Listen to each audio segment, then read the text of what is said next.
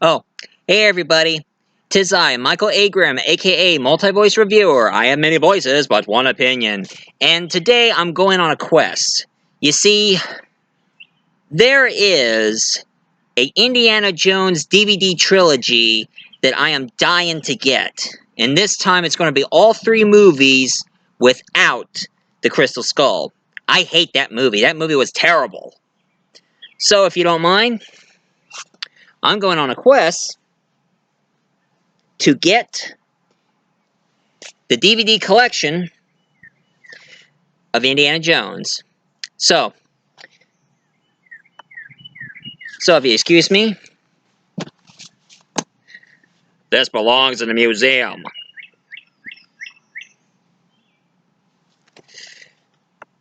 So, if you excuse me, I gotta go.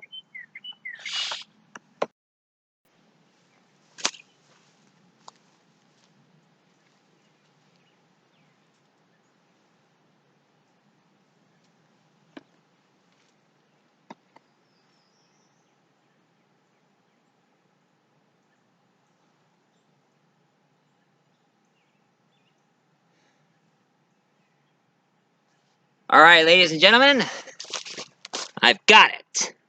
Ha ha ha. Wow, I never thought I'd ever find this.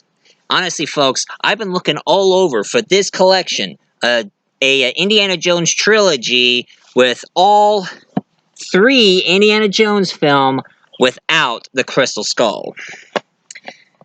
Well, since I finally got on a quest to find this thing, what the heck. Since I do live here in Florence, Indiana, I figure what the heck. How about I review Indiana Jones for you folks? So here we go. Well, believe it or not, a long time ago around the 70s,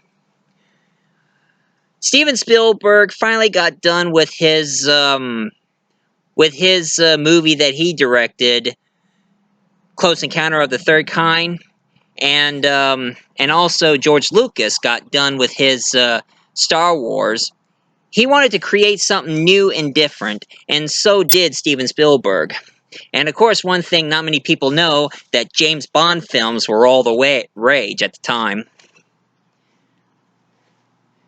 So pretty much in, let's see here. Back in 1981, Steven Spielberg walked up to George Lucas and say, how about we make a James Bond film? And George Lucas says, no, wait, I got something a lot better. It's called Raiders of the Lost Ark. And therefore, Indiana Jones was born.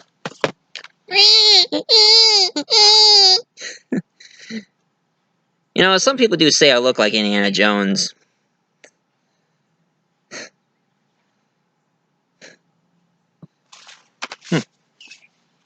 I don't have a whip, so I just have a, I have a belt. Oh, the other side.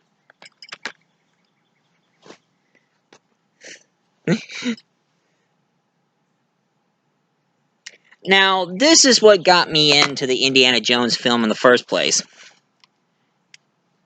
And since I had the trilogy on VHS, which now it's on a museum, besides, that thing belongs in a museum. What it started is Indiana Jones was going through a temple. He was going through a temple in South America trying to find this golden statue.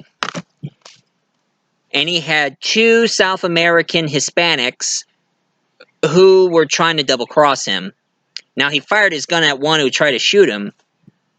Now, the actor who plays Sopito, the one who is with Indy, now, his name escapes me, but some of you probably remember him as Dr. Octopus in the Sam Raimi Spider-Man trilogy.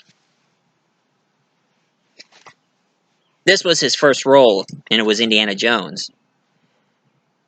And when And exactly what you saw right there, what I did there with the DVD and the VHS, that's exactly what Indiana Jones did with the statue. Except there was a big boulder coming after him. And also, his friend Sopito, so-called friend, he was like, "Throw me the idol. No time to argue. You throw me the idol, you throw me the whip. Give me the whip. Adios, senor." And he took off. But after he got himself out of that pit and got his whip back, he found Sopito's face. He was impaled by the spikes. I guess he didn't tell him about another trap. Anyway, he grabbed the statue and said, "Adios, Sopito." And then here comes that famous boulder. You know, if this was a green screen, I should, if this was a green screen and if I have a special effects, I would have done a very good scene where I'm running after, like a boulder's running after me, I'm going like this. Whoa! But it turns out that his arch nemesis called Belloc, he had the whole Vitos, the tribe, on his side. And he said, "You chose your friends incorrectly. This time it'll cost you." So he gives him the statue, and the bad guy said, "You would have won them if only you spoke Vitos. No kama na tuso, taboka!" And of course, Indiana Jones just left, and he did this to the tribe. And the tribe come after him, while Indiana Jones just running away from the tribe, going like, "Jock, start the engine! Get the plane up! Jock, start the engine!" And when he finally got to the plane, he found a snake. One thing you should know about Indiana Jones, he's afraid of snakes. He hates snakes. It was like, "There's a big snake in the plane, Jock!" "Oh, that's my pet snake, Reggie!" "I hate snakes, Jock! I hate them!" "Come on, show a little backbone, will ya?" But anyway, his friend Marcus, who owns a museum, he's a curator. He showed up to Indiana Jones's class. Here's one thing you should know about him. He's a historical teacher. He's a school teacher. And one thing I thought was pretty cute is that it turns out that he has this kind of charm that a lot of girls seem to find him very attractive. So especially when he was doing all of his teaching, he stared at that one girl. In her eyelids, she had words in her eyelids saying, "Love you." Gosh, that never happens to me. If some girl really do have a thing for me, I would imagine her having "love you" on her eyelids every time she blinks. "Love you. Love you." Anyway. Oh, a little known fact. When George Lucas and Steven Spielberg, when they were casting Indiana Jones, they wanted to find an actor who's not that much of a Dudley Do-Right type. You know, the one who always breaks the fourth wall, smiles, and there's a glim on his teeth, going like.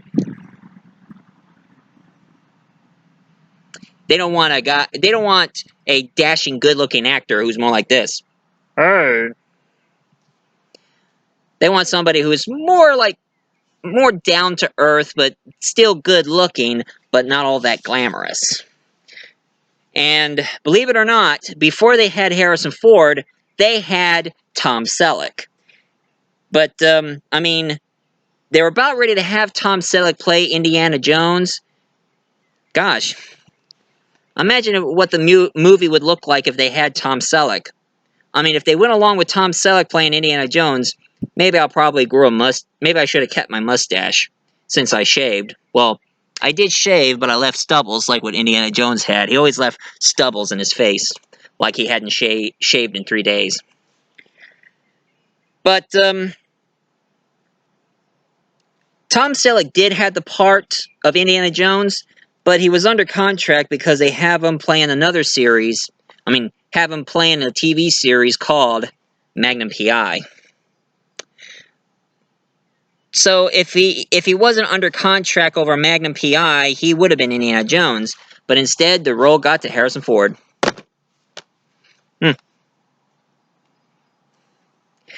Anyway, back to the thing.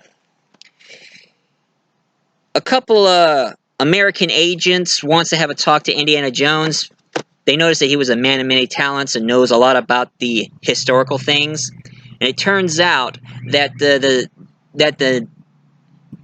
Germans, aka the Nazis, they discovered tennis. They're going all the way to Egypt so they can find that one religion relic called the Lost Ark. Now, for those of you who don't know about your religion, your Christian stories or the Bible stories, here's what I'll tell you. The Ark is actually a golden chest where lies the Ten Commandments. The original, the Ten Commandments. The one that Moses went up into the mountains, hold these stones, and hold these tablets, and God himself hit lightning to these two tablets, relying on all the Ten Commandments, like thou shalt not kill, thou shalt not steal, thou shalt not cover neighbor's wife, and so forth. And when Moses went down the hill and see somebody worshiping a golden calf, out of anger, he smashed the Ten Commandments. But out of respect for Moses, they gathered up the remains of the Ten Commandments and put it in the Ark. To show some respect, of course. And now they're saying that the Lost Ark, the Ark and the Covenant, it has like unbelievable powers. Even his arch nemesis Belloc, he thinks that it's a transmitter. It's a radio to speak to God.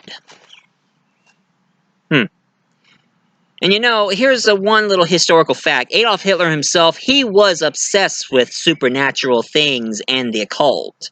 I mean, he's a nut in the in mythologies. I mean, one time I heard that he wanted to find the he wanted to believe that the Excalibur exists, or the Holy Grail, or any of the other relics from history. Huh. But right now, Indiana Jones has to go to Tibet to find a guy who goes by the name of Admiral, who has this medallion where it's supposed to tell us where exactly the Ark is at.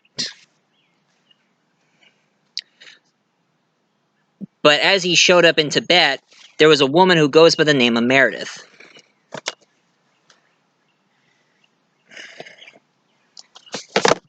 This actress right here who plays Meredith. Oh, and there's Belloc. Oh no, that's Belloc right here.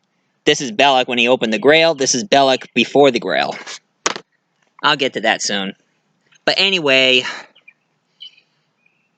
he showed up to Meredith, and she was really pissed at him because he must have somehow he must have stood her up somehow. And she said that she was a child, she was in love, and it was wrong, and he knew it. I don't even want to know about his past.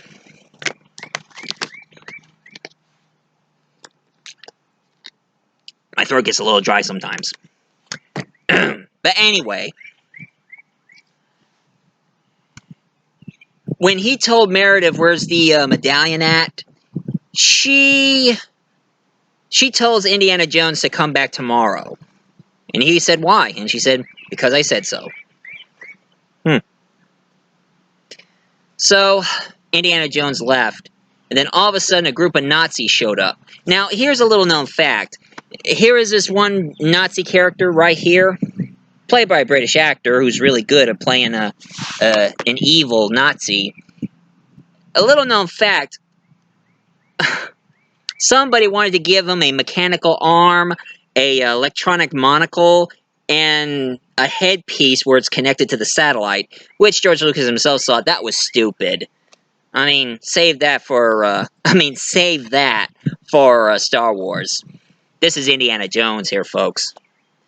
Anyway, the Nazi guy and the group of bad guys, they all started to torture Meredith to know where the relic is at. But of course, Indiana Jones showed up, knocked the poker out of his hand, aimed his gun at them, and said, "Let her go." And of course, the bar starts burning up.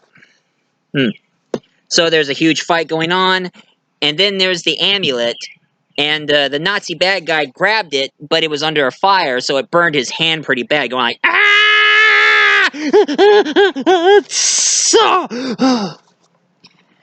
Anyway, they finally decided to get out of here. I mean, Meredith and Indiana Jones decided to get out of here, and he said to Meredith, "Boy, you're something." And she said, "Yeah, and I tell you what, I'm your goddamn partner." So now they decided to go all the way to Egypt. They went to Cairo and meet his bearded friend Salah, which a lot of people did say that at first they wanted Danny DeVito to play Salah, but it turns out he couldn't do it. So they have this other actor. His name escapes me, but one thing I remember him is he played Gimli the Dwarf on the Lord of the Rings trilogy. So what are we waiting for? You should have picked a better spot.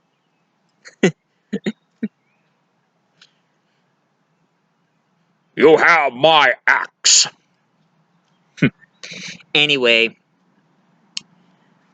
a bunch of bad guys starts trying to cause problems with Indiana Jones and Meredith, that they kidnapped Meredith and made him think that she's dead because one of the trucks exploded. And of course, here's that famous scene where this bad guy has his huge sword, and you're expecting a sword fight against him when he shows his sword and going like...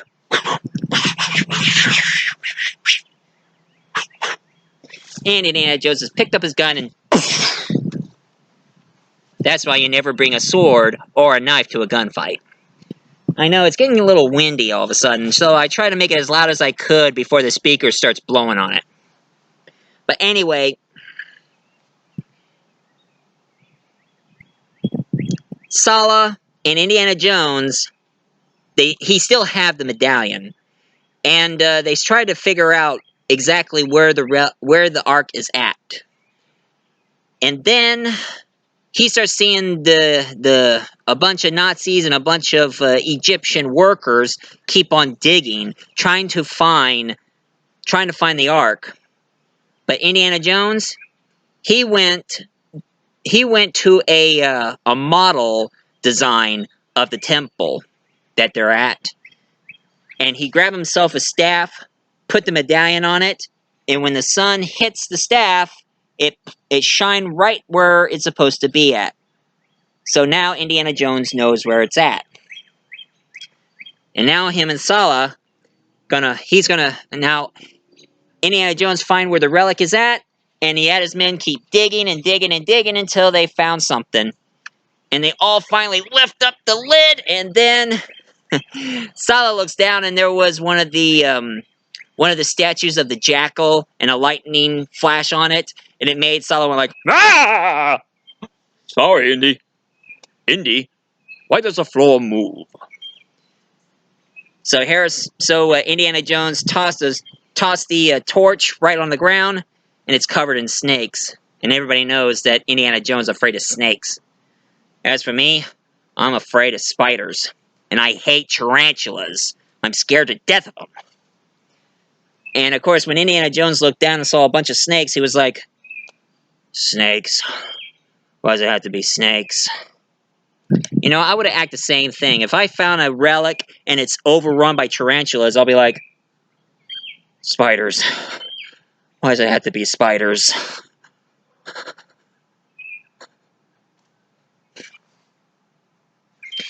Anyway, he has to get down there and find where the tomb is at, and they finally found the Grail. And also, he found Meredith. It turns out she was alive and well, and now Belloc is putting the moves on her. He gives her a beautiful dress and pours a glass of, I guess some sort of cognac or whatever liquor they were drinking. Now, one thing he didn't know, Meredith is a huge drinker, so she just went like... So, so Belloc has to do the same thing. He went like...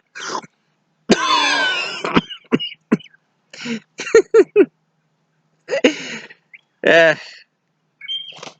she's quite a drinker in Thailand, so that's why she's used to hard liquor. That she can just drink it down without even cause an effect. Anyway, the Nazis figured out what they were doing, and they finally got the Grail. I mean, finally got the Ark. And they put Meredith into the tomb with Indiana Jones. So now they're trying to figure out how to get out of this snake pit. And a little known fact, in the snake pit, there were some real snakes in there, but there's a glass between the actors and the cobras to make sure that the cobras don't snap to them. And not all of them are snakes. Most of them are legless lizards. Very friendly creatures. I mean, they look like snakes, but here's one fact. Legless lizards have holes for ears so they can hear. And snakes don't have ears. They only see body heat. That's one thing I heard about snakes. One thing about them is they see body heat. Food for thought. Thank goodness this wind is not blowing my hat away. Anyway, now I'm trying to make this short as I can. To make a long story short, they have the Ark, and now Indiana Jones have the Ark, and they're going back and forth trying to get it, while at the same time trying to keep the girl. And then to the final scene, Indiana Jones grabs a Stinger bazooka and aim it at the Ark, and he said, "I don't need an Ark, all I want is the girl. So you better give her to me." And they were like, "If we were Führers, then your Führer has no prize." But Belloc, he got to his greedy side, saying like, "This is history. You want to see it more than I do. So do as you will." So he lowered his bazooka, so now Indiana Jones and Meredith are tied to a stake while they're about ready to open up. When they're about ready to open up the Ark. And all that's left in there was stone dust. And that one Nazi was laughing at him, but here's the thing. All the lights went out. Everything electronic just out. And of course, Indiana Jones knows what's going on, so he's telling Meredith to don't look at it. Keep your eyes shut, no matter what. And then there was a bunch of ghosts passing by, and Belloc was going like, "It's beautiful!" And then that one Nazi looked at that one ghost, and his face turned, and the ghost's face turned into a skull, going like, "Ah!" And now they're all screaming, going like, "Ah!" And all the Nazis were getting killed by this beam from the Ark, one by one. And as for that one Nazi guy, his face just shriveled up like a prune. And as for the other one, his face melted into a skull, going like, "Ah!" And as for Belloc, his head exploded. And then the flame going through the Ark and all over the area. But Indiana Jones and Meredith were the only one with their eyes closed, so they were smarter.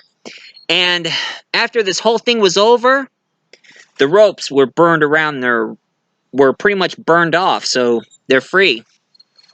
They finally gave it to the military, but the military, they don't know what they're dealing with, so they said that that the Ark is being researched. He has his top men working on it now.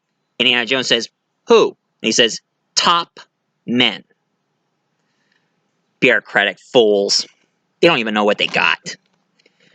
So what they did, they put the Ark in a storage room where it's never going to be mess at all.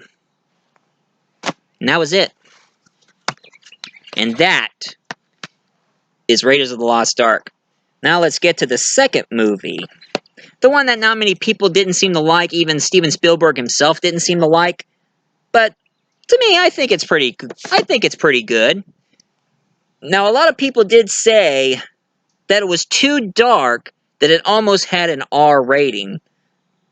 But they declared it as a PG-13, and this was Indiana Jones and the Temple of Doom was the first PG-13 rated movie in history. And now it's rated PG. Ratings keeps changing, you know that? I mean, I seen G-rated movies that are... I seen G-rated movies that showed nudity and cussing. Anyway, in this one, it starts in China, where Indiana Jones is trying to find the diamond, and a group of Chinese bad guys, they're trying to find the ash remain of Mohachi, first emperor of Montu dynasty. And of course, he meets this character that everybody finds very annoying. She screams a lot, she's whiny, and she says this one line that I hate women who says it. Oh, I broke a nail. I hate women who say that. I mean, if I met a girl who says, oh, I broke a nail, I'm like, to hell with your nails.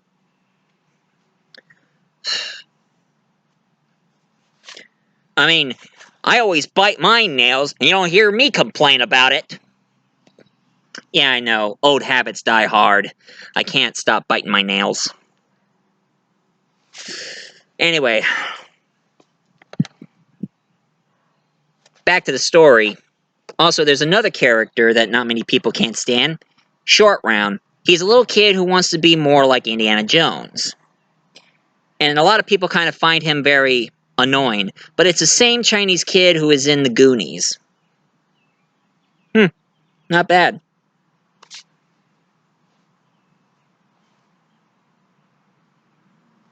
Anyway, throughout the whole story, oh, and a little known fact, the actress who plays Willie Scott, the one who always screams and such, Kate Capshaw, now, here's a known fact.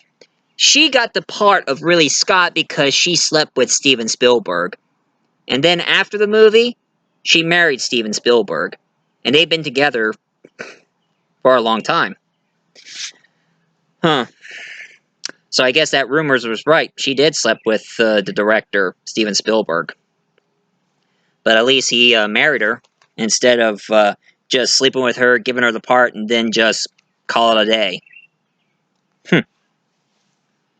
Imagine that. And it turns out they went to India. And they went into a really poor village full of people who are starving and really, really sad. And it turns out they had these stones called the Chakra Stones that are smooth as a rock with 3 lines on it. And they're supposed to be like powerful, magical rocks. And they were called the Chakra Stones because Chakra himself met Shiva, one of the Hindu gods, who gave Chakra the stones. And now one of the stones have been stolen. And ever since the stone was stolen, all the crops have been swallowed by the sand. All the livestock they have just died down and turned to dust. And then one time there was a fire in their field, and they were went to fight the fire. There was a lady screaming. It turned out that the people who stole the rocks, they kidnapped all their kids, stolen all their children. So now they have to go to Bangkok Palace. And here's one thing they start to discover here. It turns out it's the work... there is this kid who goes by the name of Maharaja. And it turns out that the Bangkok Palace used to be owned by a group of Indian people who are a group of cultists called the Thuggies. Now, one thing I know about the Thuggies is that they're a group of Indian cults who worships worships Kali with human sacrifices. And then in 1857, the British Army just wiped them out. Because Thuggy was an obscenity. And the British, they did away with them. Anyway, Indiana Jones, they went into a secret passage. And then, the first movie, there were like tons of snakes. And now, they go into a temple full of bugs. And there were like centipedes, beetles, walking sticks, praying mantis, cockroaches. A lot of bugs. And as for Willie, she couldn't handle it. Going like, they're all in my hair! Get them off of me! Get off of me! And then they found a group of Thuggy doing their ceremony, and they're worshiping Kali.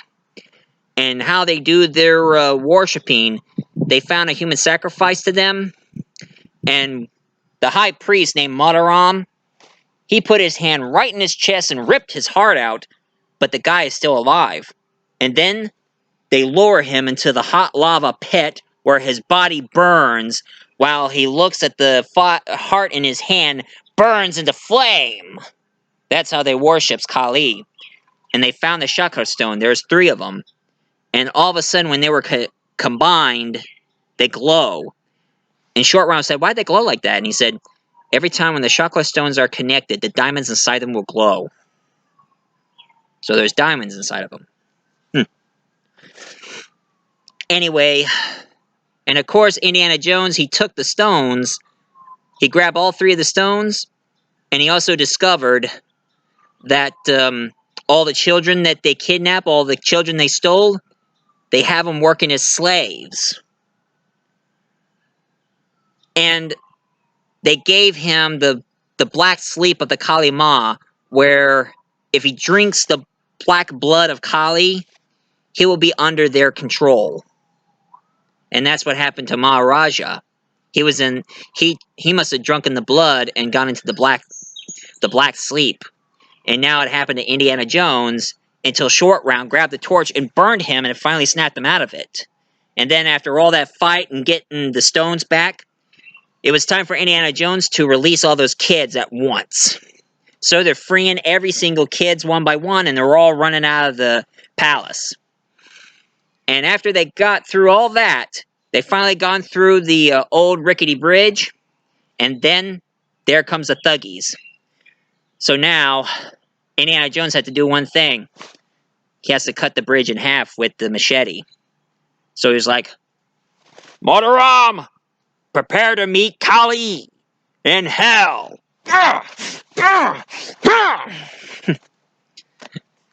Anyway, after all that struggle and fighting, Mataram almost got his hands into his heart, ready to rip his heart out, but he was strong enough to get his hands away from his heart and punched him with his hand. And of course, Mataram, he starts grabbing the bag where the stones is at, and he's like, the stones are mine! And Indiana Jones, he starts saying things in Hindu, going like, you betray Shiva, Watibake, Kopasateor. You betray Shiva, Watibake, Kopasateor. And then his bag starts just bursting into flames. And now 2 of the stones were falling out of the bag. And there was the last one. Mataram grabbed the last one, burning his hand. But Indiana Jones punched him and grabbed the stones away from his hand. And Mataram landed in a water full of alligators. And when the rest of the last remaining of the Thuggies were firing their guns at Indiana Jones, out come Maharaja and Captain Blumberg, a British soldier, and he has all of his troops aiming their guns at the Thuggies. And when it was all done, he was like, hold your fire! And they finally went back into the small village where life is finally got back. I mean, they got water, now they got crops and animals living in there. And Indiana Jones showed up with all the kids with him, hugging their parents. So they were all really happy at what Indiana Jones did. And he also gave that one Indian elder the rock. And he says, now you know the magic of the rock that you put back. Yeah, I understand his power now. And of course, Indiana Jones, he kissed Willie. Well, that's her name, Willie Scott. Now, I don't have that many video games. There's a lot of video games that are good, that are bad, and some of them are okay. But the only video game I have is, of course, the Temple of Doom. For the this is a Atari ripoff that you can play on the Nintendo game. The unlicensed Nintendo game. It was okay, but it's not that good. I should have played some better ones. Of course, I was playing Tomb Raider at the time. Maybe I should do a crossover theory of Indiana Jones meets Tomb Raider. If any of you wants me to do a crossover theory of Indiana Jones meets Lara Croft, leave a comment down below. I'll probably do it. Anyway, after the second movie, here's a thing I start noticing about Indiana Jones. He's a lot like James Bond. Because on every James Bond movie, he goes after one girl, and then after the whole mission is over, the next movie he goes after another girl, and then another, and then another, and another. Although I do have a certain theory about James Bond, it's not the same James Bond. I mean, why do you think they're being... I mean, I think James Bond is like a nickname, a code name. So every time when there's a James Bond who died, there's another agent who is willing to take his place and go and be named James Bond and have the code name 007. That's my theory, though. One more thing before I forgot. One thing I did remember watching is, of course, the TV series of Young Indiana Jones. Now, the Young Indiana Jones pretty much shows the history of Indiana Jones before Raiders of the Lost Ark. And it only lasted for like for 2 seasons until they kept making a couple of TV series being part 3 of the season, and then they end it. But I have to say, the actor who played Indiana Jones, young Indiana Jones, Sean Patrick Flanery, he's a good actor, but just cannot believe that throughout the rest of his acting career, he keeps on appearing in B-rated, low-budget movies, and also TV shows where he becomes kind of forgetful. They should give the poor kid a break and give him a better role than that. Maybe give him a cameo in the Indiana Jones. But anyway, the third and last Indiana Jones I'm going to review is, of course, Indiana Jones and the Last Crusade, with the legendary Sean Connery. I'd have a gin martini, shaken not stirred. And it turns out, and it also did a brief origin story on Indiana Jones, where River Phoenix played young Indiana Jones in the movie. And he was trying to get the Cross of Coronado. And sadly, he didn't get the Cross of Coronado. But years later, he finally got it from the same bad guy he was trying to get it away from. I mean, the bad guy was like, "Small world, Dr. Jones! Too small for 2 of us! This is the second time I reclaim my property from you. That belongs in a museum. So do you!" And of course, after the whole huge thunder and a thunderstorm going on, everybody got drowned, and Indiana Jones survived and got the cross. So now he finally got the cross. And now he heard that his father, Henry Jones, played by Sean Connery, is kidnapped. And Walter Donovan wants him to go to the crusade, go through this crusade adventure to find the Lost Ark. The cup of Christ. It gave everlasting life. So he finds his father and go through the quest, and he meets this girl named Elda Schneider, and it turns out she's an undercover Nazi. And they go through the whole entire adventure, and he also meets Adolf Hitler, and he autographed his name on the on his father's diary, where he written everything he knew about the Holy Grail. Imagine that. Anyway, he thought they didn't need the diary because they have the map. And he was like, "There's more in a diary than just a map. He who finds the Grail must face the final challenge. 3 devices of such lethal cunning."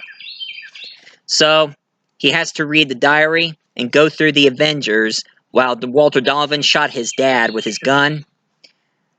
So now, he has to go find the cup in order to save his dad.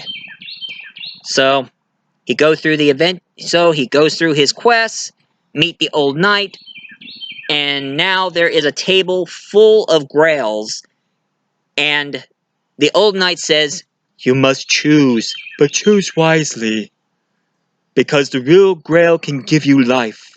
The false grail will take it from you."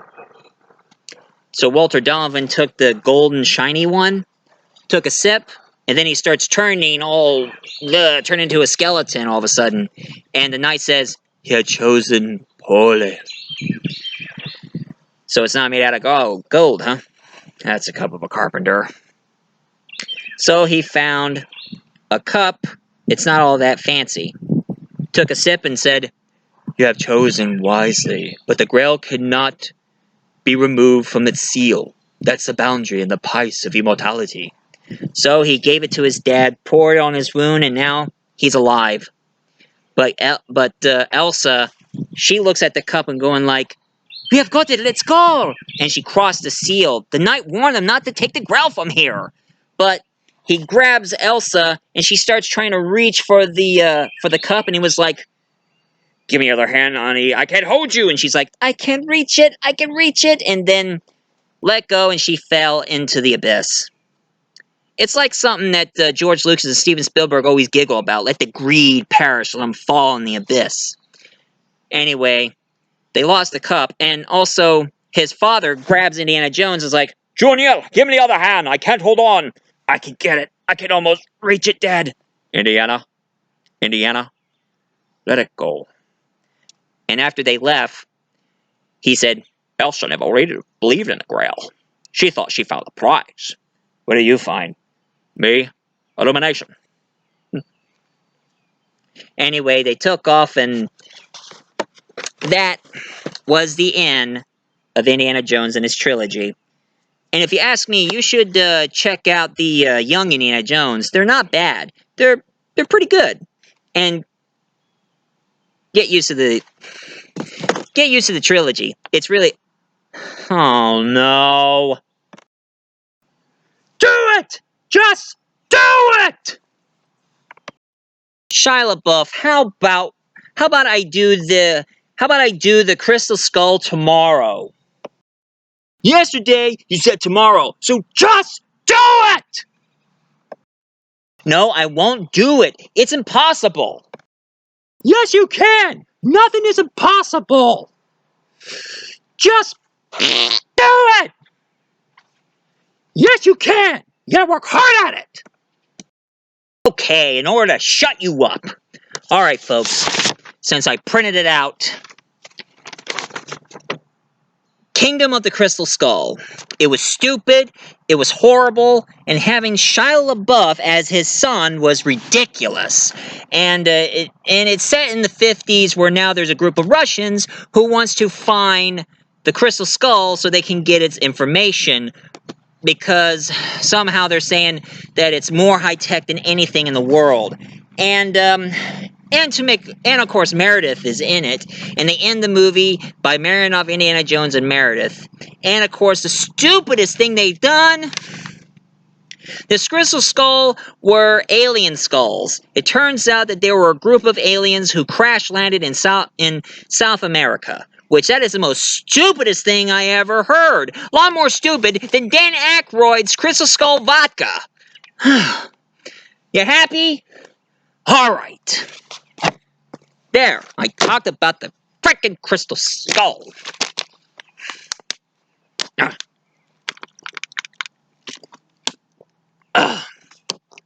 And also I heard that they're planning to do a 5th Indiana Jones film, and Harrison Ford himself is going to be returning as Indiana Jones. And I don't think the world's ready for another Indiana Jones. I might be wrong, but after Tom Cruise's Mummy and all those other Mummy movies and that Lara Croft movie, I think the world is just not ready for another Indiana Jones, folks.